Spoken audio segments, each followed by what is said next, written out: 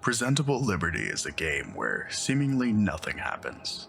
You wait in a prison cell, you read letters, you play small games on your little faux Game Boy, and for a while it feels quiet, polite. But that politeness is a lie. Early on it asks you a question. Have you ever been so alone that you cannot convince yourself of the fact that other people exist anymore? At first this sounds abstract, a distant, almost theatrical sorrow. But as the hours crawl by, the silence thickens, and the walls seem to close in. By the end, it no longer feels like a question at all. It settles into your bones, a quiet certainty, as if the game has pressed a cold hand to your chest and named what you cannot escape. It becomes a diagnosis of your reality. Presentable Liberty is the creation of an indie developer known online as Wurtball, real name Robert Brock. Robert also developed other independent games such as Exoptable Money, which explores themes of greed and consumerism. In 2018, several years after the release of Presentable Liberty, Robert died by suicide at the age of 21. This context does not serve to explain the game or its intentions directly. Rather, it informs how one might interpret the atmosphere and emotional tenor of the work, complicating the relationship between author, text, and player. Knowing this as I played through added a layer of unshakable, sickening dread. Not because the game suddenly means something different, but because I feel a difference. The experience itself begins to feel heavier, suffused with a sorrow that lingers in every detail. The cell, once simply lonely, begins to resemble a mausoleum, not because it was designed that way, but because of what the player brings into it. As I played, I felt an intense sense of isolation and contemplation that resonated deeply within me, reminding me of moments within my life when the silence around echoed too loud to bear. This personal connection made the game's environment more chilling and its themes more poignant. Even after finishing the game, the unsettling quiet persisted in my thoughts, prompting reflections on my own experiences with solitude. It lingered with me, like a haunting echo, urging me to confront emotions and shadows I often sideline in the busyness of daily life. There is no direct line between game and author, and yet, as the hours pass, the boundaries blur, not in intent, but in perception. It becomes impossible not to search the silence for meaning, to wonder about the hands that authored this piece of art. The uncertainty becomes its own form of grief, one that doesn't announce itself, but seeps quietly through the cracks of the experience and settles in the player's chest long after the ending. And with that in place, Presentable Liberty begins to reveal its subtle, haunting cruelty.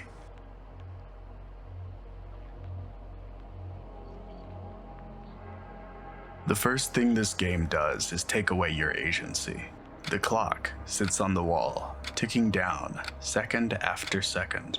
You cannot interact with it. It's a constant reminder of your powerlessness. The small aspect reinforces the feeling of being trapped, as every tick echoes the reality of time slipping away, unnoticed and unredeemable. The act of waiting and reading incoming letters adds to the air of existential inertia. The mini-games you are given to pass the time are deceptively simple, inviting you to lose yourself in their monotony, a contrast to the profound silence that underscores the direness of this situation. Eventually, the clock's ticking and the repetitive gameplay begin to meld with your mind, as if they have always been there, almost as if you are being punished for the mere act of existing. Waiting isn't necessarily a neutral option. However, in your circumstances, it's the only option that you are given. Throughout your time in this prison cell, you receive letters from various people. The first letter you're given is one from Salvador, the traveler, a free-spirited friend of yours who's out and about on one of his various journeys into the unknown. He sends you a little bug friend to keep you company as you serve your sentence. Salvador represents the freedom that you've had stripped from you. He roams the world in search of new adventures, in contrast to your confinement within this claustrophobic cell.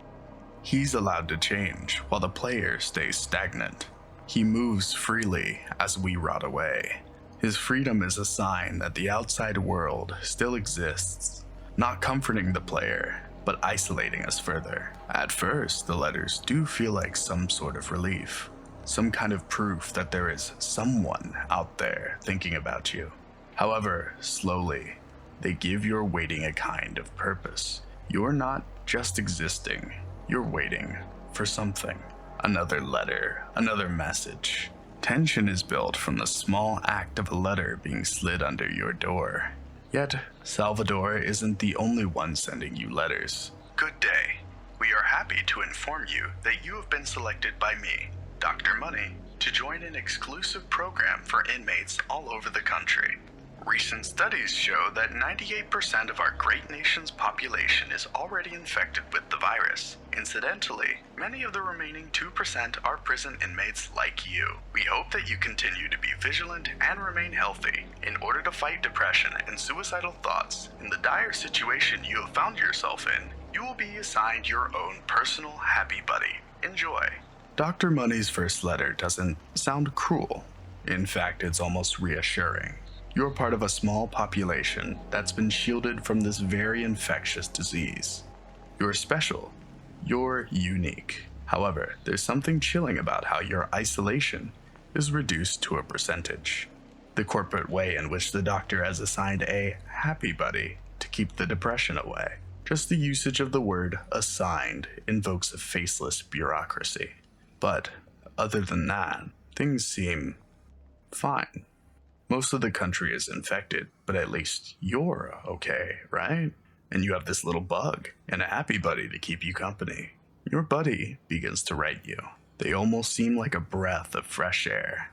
They write to you regularly, they give you gifts, and they seem to actually care about how you're doing. But there's something almost saccharine about their letters to you. Everything seems a little too happy. You soon receive another letter from Dr. Money. Good day, Mr. Smiley. We have noticed that you have not met your happiness quota yet.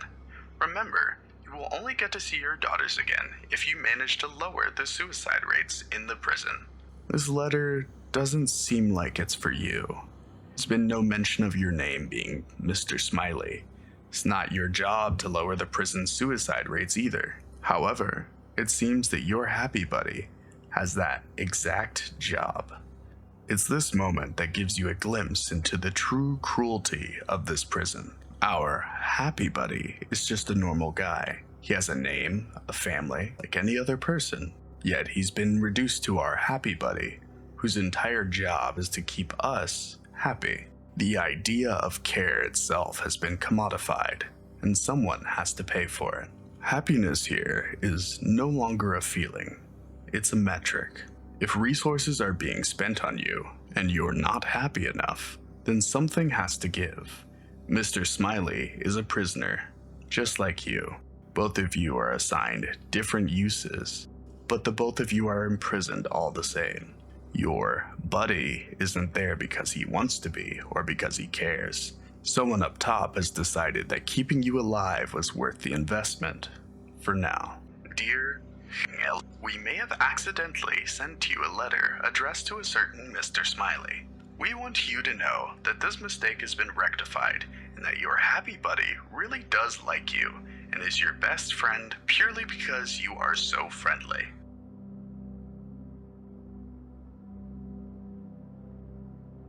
Nothing is resolved. The clock keeps ticking. The letters keep coming. The prison carries on as if there's nothing wrong whatsoever. Throughout your days within the prison, your happy buddy will send you games for your portable entertainment product, essentially a Game Boy, so you can pass the time. These games are incredibly hard and not particularly fun. However, what alternatives do you have? Staring at the wall day in and day out?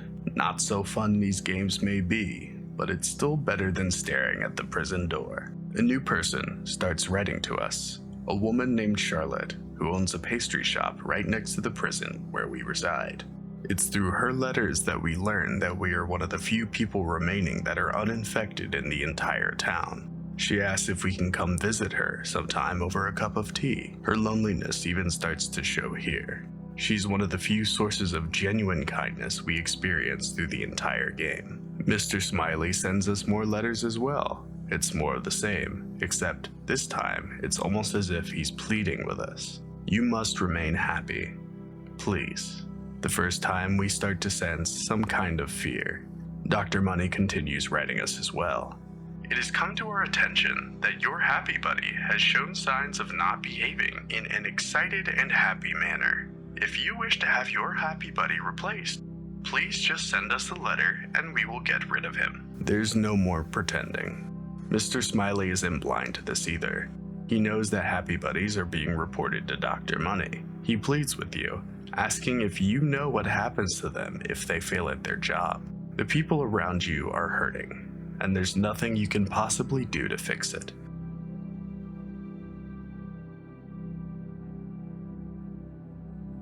Mr. Smiley has bought you a new game with the last of his money. It seems he's been paying for them out of pocket, trying to keep you happy. Mr. Smiley has been subsidizing your happiness. The care was never free, it was just deferred. He reassures you that he's okay, but there is something clearly wrong now. For the love of all that is holy, stay happy. They're watching. Salvador has taken up woodworking, building a table for you. He sends you the pieces leg by leg. Not that you would have anything to put on the table once it's built, but the gesture is much appreciated. The table gives you the illusion of agency. Something to assemble, something to wait for. Charlotte continues to write you. The world has now become an empty, quiet place. She's one of the few remaining survivors of the virus on the outside. She's watched countless people choke to death from her little pastry shop. She's clearly in pain, not being able to interact with the world or the people outside. She's become a mirror for the player's anguish. Even in the world outside these walls, she's imprisoned. Her letters serve as a lifeline, a fragile connection that underscores the shared suffering between prisoners of different kinds, intensifying the player's sense of isolation and helplessness. Dr. Money has begun selling an antidote to the virus. However, it's being sold at an absurd price. Even as the price drops, people begin dropping dead after taking it. Their organs fail. The streets run red. Charlotte is terrified. Dear Dr. Money is taking time off his busy schedule to tell you that everything is fine. This is the moment in which the system stops pretending to listen. Not because it doesn't understand what's happening, but because it already decided that the cost is an acceptable one. Mr. Smiley is now broke and yearns to see his daughters again. Charlotte is alone. The world outside is dying, and the only response is reassurance, which falls on deaf ears. Everything is fine. Throughout this time, the little mini-games serve as a distraction, a way to cope with what is happening outside the prison and the quiet horror of what Mr. Smiley is enduring inside of it. You will do nothing, the game seems to say, because you can do nothing. Charlotte continues to write. Her letters grow more uncertain. She wonders if you are even still alive. She wonders how long she can keep going on her own. Her cakes and pastries rot on the shelves. There was no one left to sell them to. No one left to speak to. She asks if you can still read her letters. For the first time, the outside world no longer feels distant. It feels empty. Mr. Smiley writes less frequently now. When he does, his tone has changed. The urgency remains, but the mask of happiness has slipped, replaced by something more manic. He apologizes for not being able to send more games. He apologizes for not being happy enough.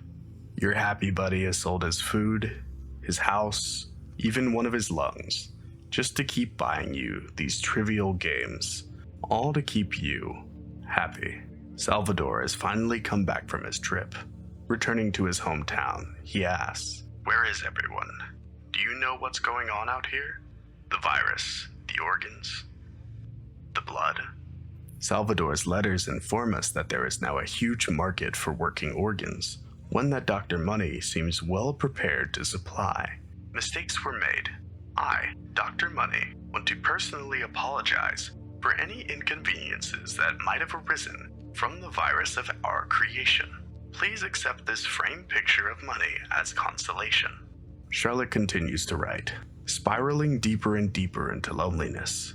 Yet she finds an old gramophone in her basement, and for a moment she breaks the world's oppressive silence.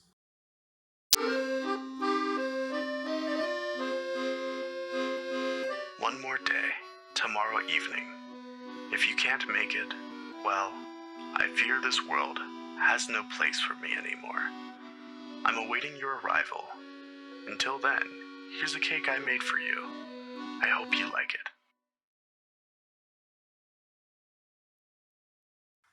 Goody morning. All good? All fine? I don't care. I am not your friend. I never was your friend. Dr. Money was blackmailing me. He kidnapped my daughters. He told me they were safe. He told me they would be okay as long as I kept you happy. But he lied. My daughters are dead. They died from the virus 2 days ago. I never even got to say goodbye. But to you, I will. You cannot lose hope, as I now have. I have another game for you. I don't have money for such expenses, but there's a huge market for organs now. I have already sold one of my lungs yesterday, and now I will finish what I have started. I signed for them to take all my organs, money up front. I will not survive the procedure, of course, but that's not important. You are one of the only ones left who are still healthy. Please don't lose hope. I hope you enjoy the game. I doubt it because it isn't fun. Like, seriously, not at all. I hope you keep going anyway. Always keep going. Don't give up like me. You never know how much more time you have. Goodbye. Presentable Liberty stops pretending there was ever a way out of this. Dr. Money stops pretending as well. You are worth every penny. There is still, however, hope. A light that shines through the darkness. Salvador is on his way.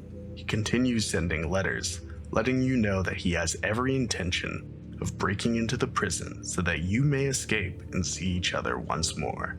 The doctor has noticed this, however, and states in no uncertain terms that you are to cease contact with Salvador, reminding you that you are a prisoner. Salvador realizes that the prison is powered by a generator, including the locks on the cell doors. Freedom awaits. The dread washes away. The burden lifts. Then you get a final letter from Charlotte. I'm sorry, friend. I'm sorry. She waited. You did nothing because you could do nothing. To add insult to injury, Salvador destroys the generator, opening your door. However, he dies in the process, being electrocuted by the very generator he hoped to destroy. Hope is a commodity, a resource in and of itself. Hope demands labor, and labor extracts a cost. As the power goes out, as your door opens, another set of letters slides under your door. The doctor mocks you, gloating about the death of your friend. He presents you with a choice that affects which ending you'll get. You can either stay in the cell and play your little Game Boy to your heart's content, safe from the outside world, safe from the virus, or you can leave your cell and try your hand at surviving in a broken society. You made a wise choice. Now you get to enjoy the freedom to play all the games on your entertainment system you want. Congratulations, you imbecile. Do you know why you were locked up in here? Of course, you are aware of your innocence. You know, organs are slim now because the virus I created destroys them. Working organs go for a lot of money these days. There is nothing that people value more than their own survival. It doesn't matter how poor the quality of the organs I'm supplying is. They keep coming back to me. But the real money lies in selling high-quality organs, especially if they come from people who are immune to the virus. People like you. Remember the shot you received when you arrived in this prison? It was the only working antidote. You are worth millions now. That is, your organs. I made you relevant. You should be thanking me. You are one of the few people I chose to be immune. You were one of the few people I locked up, and your organs will be the world's most sought-after resource. Thank you for your cooperation. You will be hearing from us shortly. Your complicity is useful. Your life is worthwhile, not as a whole greater than the sum of its parts, but as pure material. This whole time you were a lamb being led to slaughter. You weren't being protected, you were being preserved. However, there is another option. You can choose to leave your cell, go to the bottom floor, and reach the outside world. This ending is a cruel joke in and of itself. You emerge into a desolate, empty world. The blackness of night, the loneliness of this barren wasteland, the weight of your utterly meaningless freedom, they all engulf you. Charlotte's pastry shop sits there, a single cake resting on the shelf outside, her walls painted red. To my only friend, when you're reading this, I will already be dead. My shop will probably look quite messy. I have decided that I will go to the back room to die, so you don't have to look at my corpse. I'm sorry I couldn't be more patient in waiting for you, but that doesn't matter now. What matters is that you're here against all odds. You managed to escape the prison. I'm aware that this may seem like a bad ending to the story, but you're still here. You're here, and I will have baked another cake for you. I'm not sure how fresh it will be when you find this. As for all I know, you never will. But I hope you enjoy it anyway. I wish you the best of luck. Charlotte. The feeling begins to settle. You aren't free. You're a bird escaping its cage, only to realize you've been released into a larger one. So that's the trick. The doctor frames it as a choice. Stay safe or walk free. But you don't have a choice. It's two ways of paying the same debt. If you stay, the game tells you the truth outright. You were never a prisoner because you did something wrong. You were a storage unit, a vault, a refrigerated shelf. You were kept alive because your body had become an asset. You don't earn your freedom. You don't redeem your sentence. You get liquidated, as all assets eventually are. Your immunity becomes a price tag, and your life becomes a delivery schedule. And if you leave, you step out into a world so dead it barely qualifies as freedom. You find Charlotte's shop, the cake, the blood-splattered walls, the final letter. Not a rescue, not a reunion, a receipt. Charlotte waited for you like hope is supposed to work. If you keep going long enough, something will be there at the end. But hope doesn't stop the clock. It doesn't unlock the door. It doesn't put breath back in the lungs of a corpse. It just keeps you moving until you finally arrive to see what was always waiting for you. Absence. So what is Presentable Liberty actually doing? It takes the most basic human act, staying alive, and turns it into a debt. A debt to your friends who keep writing. A debt to Mr. Smiley, who sells his body to buy you distractions. A debt to Charlotte, who bakes for a person she never met and she never will meet. A debt to Salvador, who dies just to give you the illusion of escape. And then it tells you the quietest horror of all. You can't repay it. Because the more people give you, the more you owe, and the less you can do. In one ending, you are preserved until you are profitable. In the other, you are freed into a world where there is nothing left to be free with.